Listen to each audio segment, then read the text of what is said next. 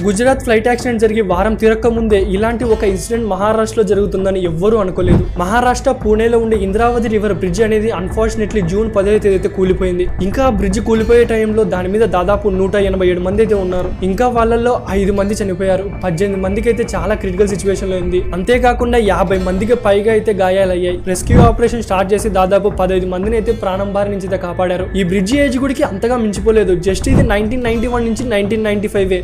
ఈ బ్రిడ్జ్ కట్టి గుడికి 50 ఏళ్ళు గుడికి పూర్తి కాలేదు.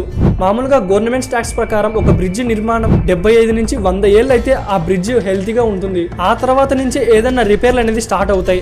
ఈ బ్రిడ్జ్ కూలిపోవడానికన్నా 2 నెలల ముందు ఈ బ్రిడ్జ్ హెల్తీగా లేదని చెప్పి ఒక కమిషన్ అయితే సర్టిఫికేట్ చేసి గవర్నమెంట్ కి అయితే పంపించింది. ఇంకా గవర్నమెంట్ గుడికి ఈ బ్రిడ్జ్ ని రిపేర్ చేయమని చెప్పి దాదాపు 8 లక్షల రూపాయలను అయితే ఒక టెండర్ కంపెనీకి ఇచ్చింది. బ్రిడ్జ్ ని రిపేర్ చేయమని చెప్పి ఇచ్చిన టెండర్ కంపెనీ ఏదైతే ఉందో అసలు ఇంతవరకు అది ఒక్క బ్రిడ్జ్ కాదు కదా, ఇసుక రాయి కంకర రాయి ముక్కను ఉడికి ముట్టుకోలేదు. ఎందుకంటే నిజానికి ఇది ఒక గడియారం కంపెనీ. ఇలాంటి కంపెనీకి ఇలా మేజర్ గా ఇవ్వడం గవర్నమెంట్ చేసిన తప్పు.